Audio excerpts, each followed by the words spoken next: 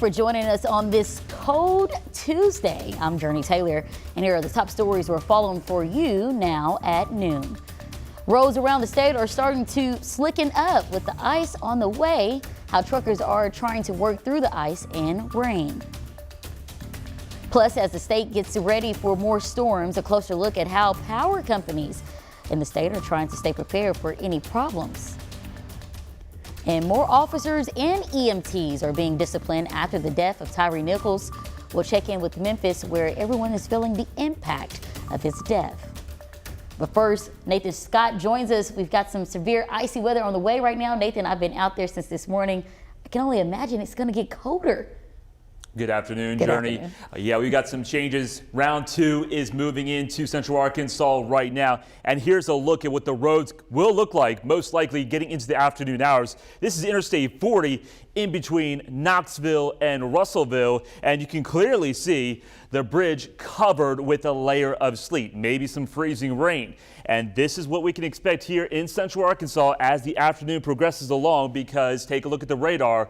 We've got the pink showing up once again, a potpourri of precipitation, but more importantly, the temperature. It's only 29 degrees. So soon as the sleet starts to fall, soon as the freezing rain starts to take place, it will start to accumulate and create problems. Let's take a look at the high resolution radar to really point out where the sleet is and where the freezing rain is according to the radar. So this is all sleet, moderate, possibly heavy sleet. Along with that, some rumbles of thunder mixed in from Pope County, Yell County, moving into Perry County, and then the purple, that is most likely freezing rain with maybe a little bit of sleet mixed in pretty close to Arkadelphia. Bottom line is the situation, the road conditions will go downhill. We got the sleet moving into Pulaski County. Hopefully it's just primarily a sleet situation, because once again, sleet does not coat the power lines or the tree limbs. Freezing rain does, and that's when you have to deal with significant power outages. Here's the latest on the winter weather alerts now. We are still under an ice storm warning for a large part of Central Arkansas. Everybody in the purple, and that's because that means the potential of a 1/4 inch of ice or more is possible. Everybody else is pretty much under a winter weather advisory in Arkansas, or even a winter storm warning for the pink counties. But guess what? We've got round 3 set to move in for tomorrow. I'll have more on that potential and how much ice accumulation we'll see from today's event, and when the sun and warmer temperatures return coming up. Thank you, Nathan. Well, this video is from our sister station in Memphis, where the roads are already getting icy. Take a look at this. Well, as you can see, the roads are icy and cars are losing control. If you're out driving today, be extra careful. Some ice will be accumulating on the road within the next hour. Now back home here in Arkansas, I-40 is already backed up driving east. Truck drivers are one of the most impacted workers when roads get icy like this. Now our Frederick Price joins us now from North Little Rock, looking at how they're trying to make it work. Frederick. Hey Jurnee, good afternoon to you. Yeah, that video you just saw, a perfect example of what can happen if you're not careful in these icy conditions. From our perspective here in North Little Rock, we're on the side of Interstate 40.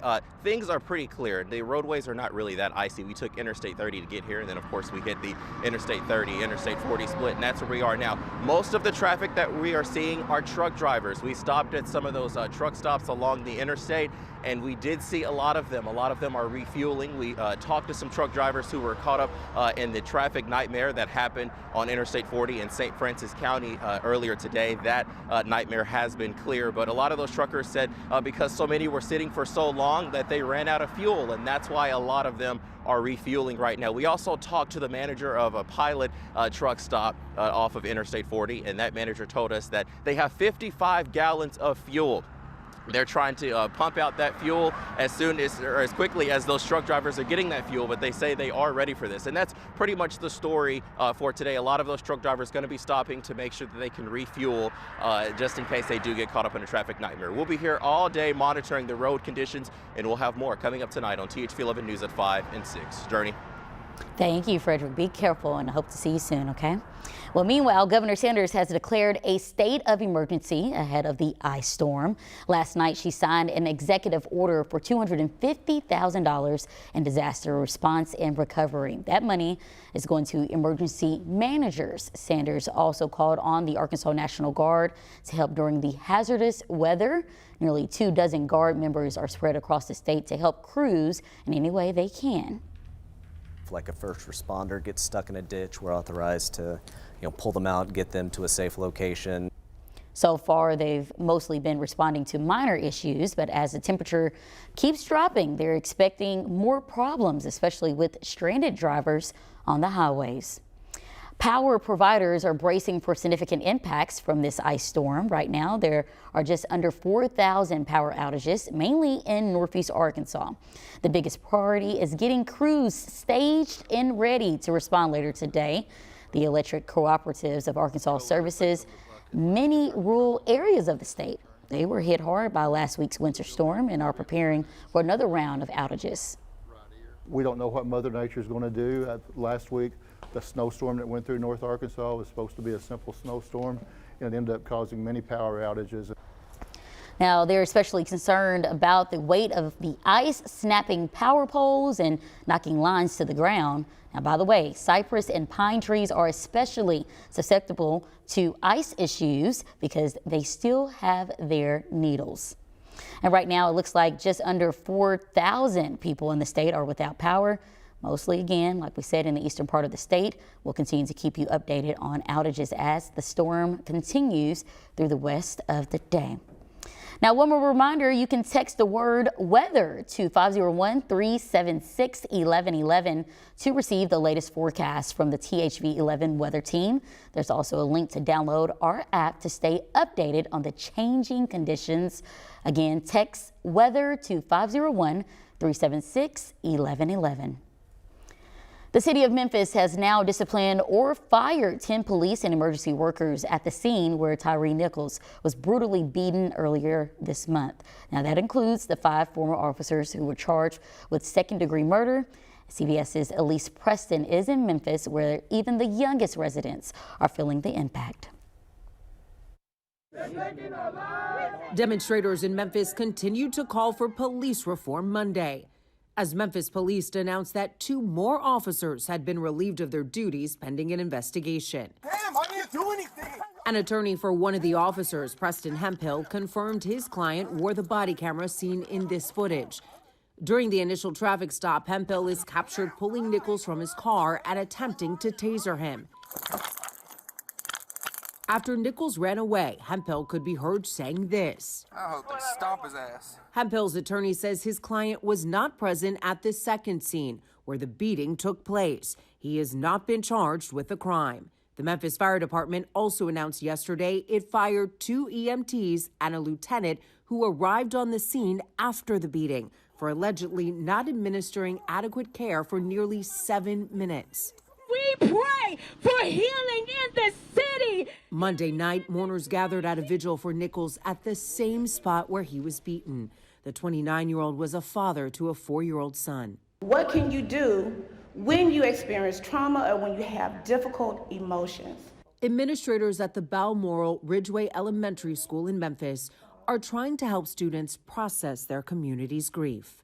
They're not sure what those feelings are. So it's important to put a name to it so that they can understand what this is that they're seeing and how it's making them feel. I want you all to take out a sheet of paper and a pencil. The school's counselor, Titantia White, had students write about their dreams for a better Memphis. It's sad. We can't trust cops. They're supposed to save us, not hurt us. I think there should be less violence in the city of Memphis.